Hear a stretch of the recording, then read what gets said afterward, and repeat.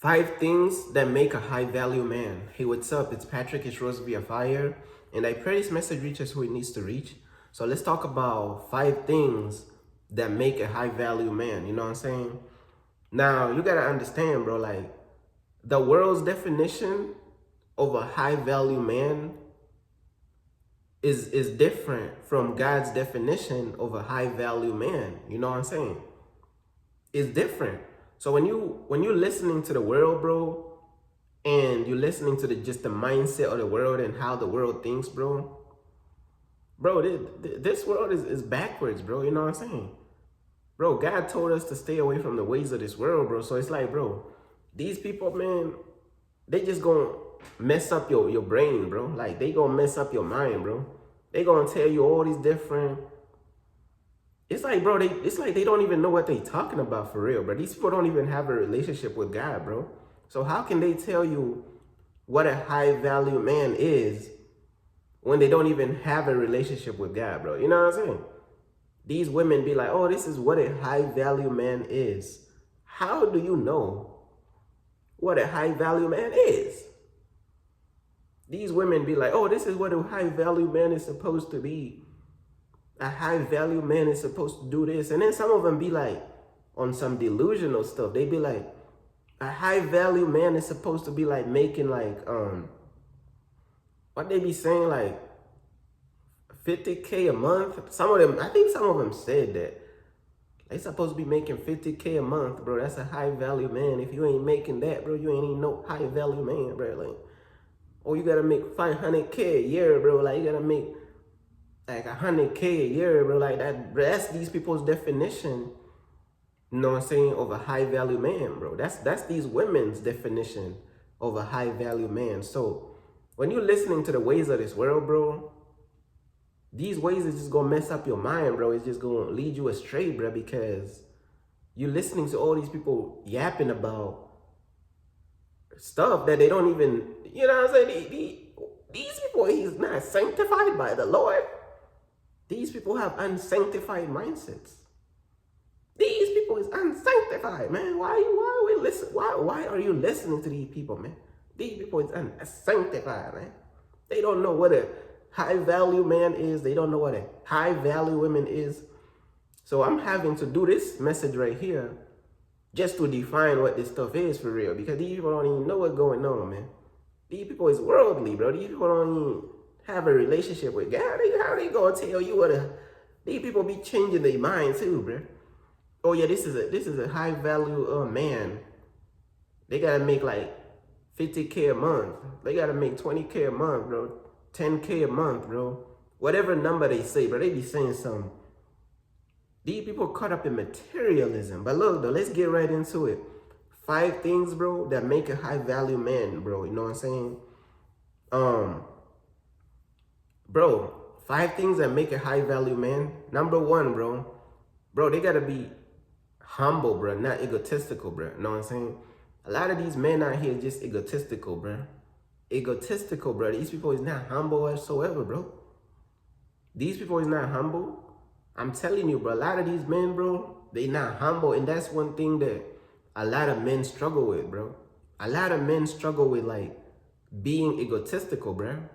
A lot of men struggle with not being humble, bro. You know what I'm saying? They make a certain amount of money and they start to feel egotistical, bro. They make a certain type of, like, status in society.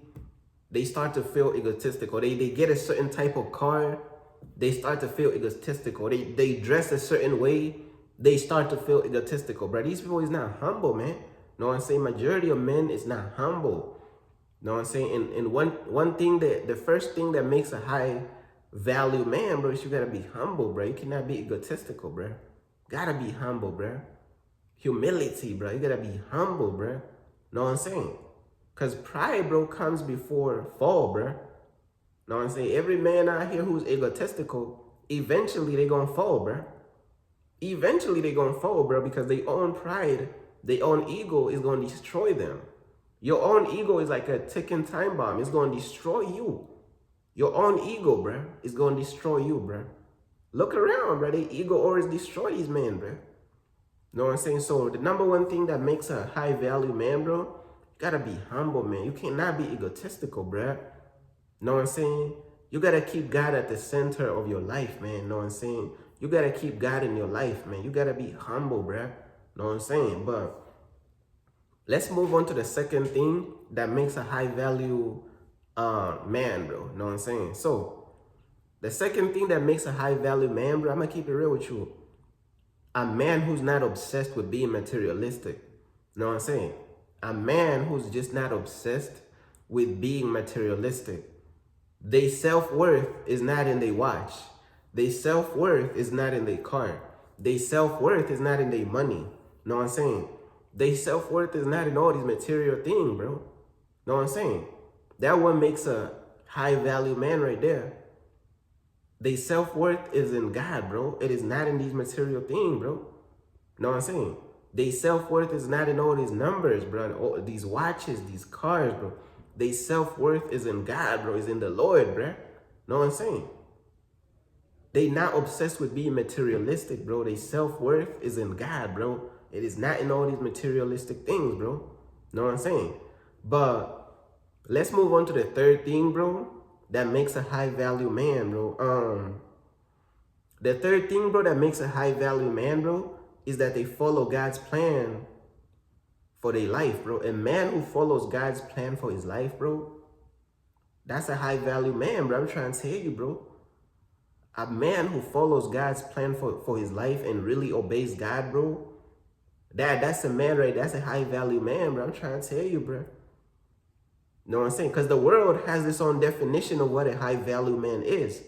But I'm giving y'all the definition of what a high-value man is according to God, bro.